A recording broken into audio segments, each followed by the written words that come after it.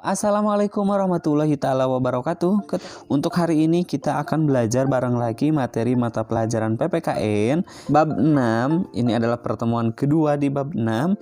Adapun subbab materinya tentang kehidupan bernegara dalam konsep Negara Kesatuan Republik Indonesia atau NKRI. Oke, seperti biasa bagi teman-teman jangan lupa tekan tombol subscribe-nya, like, juga komen dan boleh share kepada teman-teman kelas yang lainnya supaya kita bisa menebar manfaat yang lebih banyak lagi. Adapun pembahasan dalam video hari ini yang pertama adalah tentang konsep NKRI atau Negara Kesatuan Republik Indonesia menurut Undang-Undang Dasar Negara Republik Indonesia tahun 1945. Yang kedua adalah tentang keunggulan Negara Kesatuan Republik Indonesia. Itu dua pembahasan dalam video hari ini. Nah, konsep Negara Kesatuan Republik Indonesia menurut Undang-Undang Dasar Negara Republik Indonesia tahun 1945 sebagai warga negara yang baik, tentunya kita harus memahami pengertian atau makna tentang negara Indonesia ya. Sekali lagi, sebagai warga negara yang baik, tentunya kita harus bisa memahami pengertian atau makna negara Indonesia. Makna tersebut penting diketahui untuk semakin yaitu semakin mempertegas identitas negara Indonesia. Nah, Undang-Undang Dasar Negara Republik Indonesia tahun 1945 secara nyata mengandung semangat agar Indonesia bersatu, baik sebagaimana tercantum dalam pembukaan maupun dalam pasal-pasal yang langsung menyebutkan tentang Negara Kesatuan Republik Indonesia.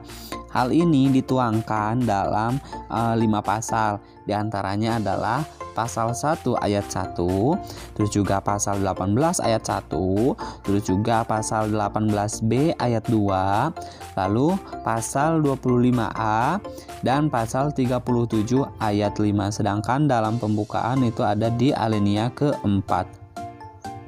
Nah, bunyi dari pasal 1 ayat 1 Undang-Undang Dasar Republik Indonesia tahun 1945 yang berbunyi, negara Indonesia ialah negara kesatuan yang berbentuk republik. Pasal yang dirumuskan oleh Panitia Persiapan Kemerdekaan Indonesia tersebut merupakan tekad bangsa Indonesia yang menjadi Sumpah Anak Bangsa pada tahun 1928 yang dikenal dengan Sumpah Pemuda, yaitu satu tanah air, satu bangsa, satu bahasa, yaitu Indonesia. Nah, wujud Negara Kesatuan Republik Indonesia semakin kukuh setelah dilakukan perubahan Undang-Undang Dasar Negara Republik Indonesia tahun 1945. Perubahan tersebut mulai dari adanya ketetapan Majelis Permusyawaratan Rakyat yang salah satunya adalah tidak mengubah pembukaan Undang-Undang Dasar Negara Republik Indonesia tahun 1945 dan tetap mempertahankan Negara Kesatuan Republik Indonesia sebagai bentuk final negara bagi bangsa Indonesia. Nah, kesepakatan tersebut yaitu untuk tetap mempertahankan bentuk negara kesatuan didasari pertimbangan bahwa negara kesatuan adalah bentuk yang ditetapkan sejak awal berdirinya negara Indonesia. Nah, bentuk negara kesatuan dipandang paling tepat untuk mewadahi ide persatuan sebuah bangsa yang majemuk ditinjau dari berbagai latar belakang atau dasar pemikiran.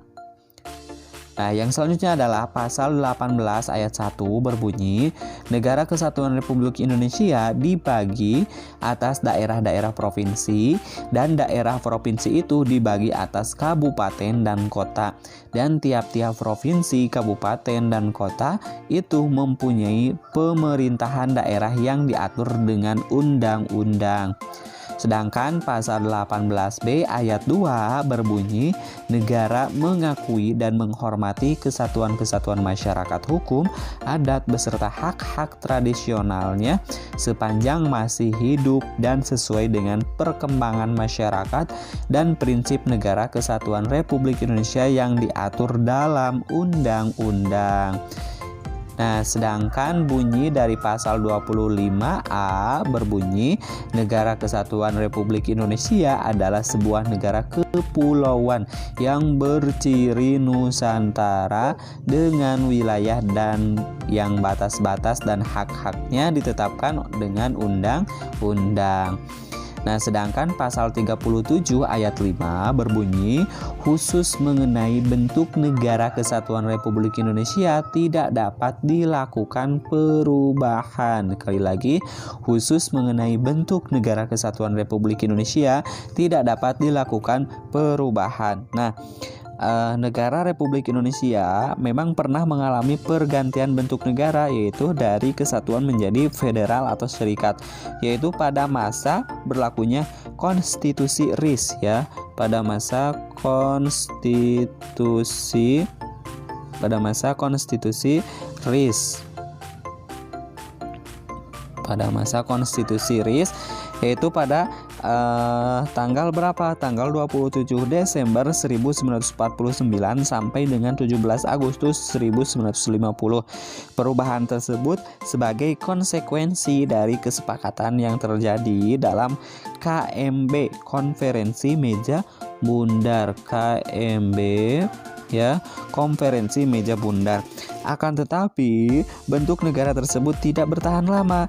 Hal ini menunjukkan bagi bangsa Indonesia, konsep negara federalisme atau serikat tidak cocok diterapkan di negara kita ya.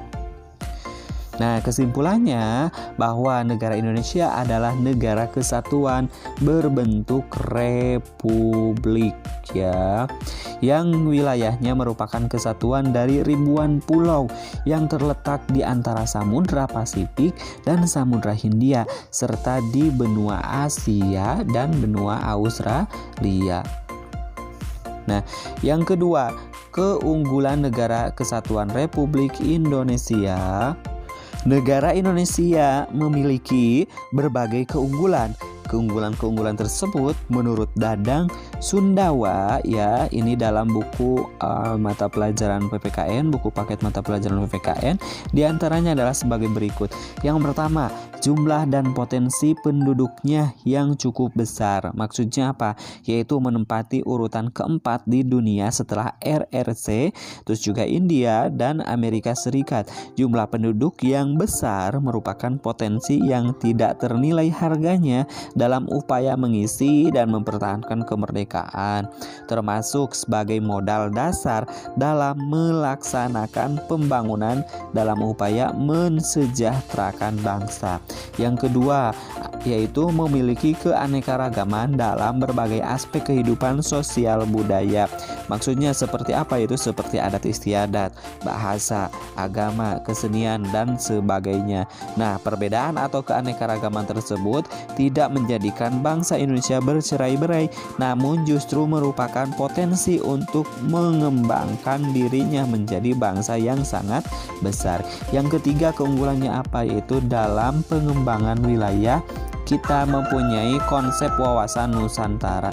Maksudnya apa? Yaitu sekalipun terdapat berbagai keanekaragaman, namun prinsipnya kita tetap satu pandangan, yaitu memandang bangsa Indonesia sebagai satu kesatuan ideologi, politik, ekonomi, sosial, budaya, dan hankam.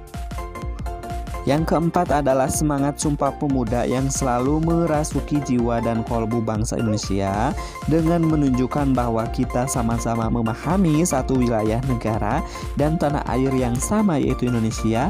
Kita sama-sama merasa berbangsa yang satu, bangsa Indonesia, dan sama-sama menggunakan bahasa yang sama, yaitu bahasa Indonesia, serta memiliki sejarah yang sama, yaitu sejarah Indonesia dalam pergaulan, dan yang ditonjolkan adalah bangsa Indonesianya, bukan dari mana asal daerahnya. Yang kelima adalah memiliki tata krama atau keramah tamahan, yaitu sejak dahulu bangsa Indonesia sangat terkenal akan keramah tamahan dan kesopanannya sehingga sangat menarik bangsa-bangsa lain di dunia untuk datang ke Indonesia. Namun demikian, akhir-akhir ini kesopanan dan keramah tamahan bangsa Indonesia agak tercemar oleh ulah segelintir manusia yang tidak bertanggung jawab, terutama yang gemar membuat kerusuhan, kerusakan, dan perangi-perangi lain yang justru membuat bangsa lain takut datang ke Indonesia. Yang keenam, itu letak wilayah yang amat strategis.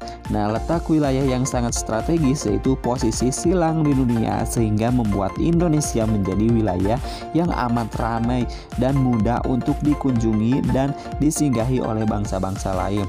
Yang ketujuh adalah keindahan alam Indonesia tidak disangsikan lagi. Maksudnya apa? Yaitu misalnya pantai-pantai di Bali, Pantai Kuta, Pantai Sanur, dan sebagainya. Sumatera ada Danau Toba, Jawa Barat adalah Pantai Pangandaran, Pantai Carita, Gunung Tangkuban Perahu. Keanekaragaman flora dan fauna membuat bangsa Indonesia juga semakin dikunjungi oleh bangsa lain.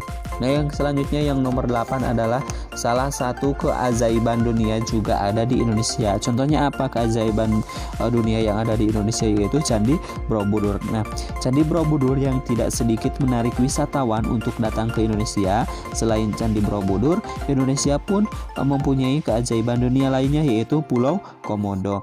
Yang selanjutnya adalah wilayahnya yang sangat strategis atau yang sangat luas, yaitu sekitar di 5.193.250 km persegi yang meliputi daratan dan meliputi lautan. Yang terakhir adalah tanahnya amat subur dan kaya akan sumber alam. Nah, selain hal tadi, bahwasanya kondisi objektif bangsa Indonesia secara internasional atau mendunia sudah beberapa kali dipercaya untuk apa, yaitu untuk menyelenggarakan KAA pada tahun 1955. Yang kedua adalah KTT non-blok 1992. Nah, Indonesia juga memiliki pabrik pesawat terbang bernama PT Dirgantara Indonesia, dahulu bernama Industri Pesawat Terbang Nusantara atau IPTN. Nah, itu beberapa keunggulan-keunggulan yang dimiliki bangsa Indonesia, itu ya. Semoga bermanfaat. Saya akhiri. Assalamualaikum warahmatullahi wabarakatuh. Sampai ketemu di video pembelajaran selanjutnya.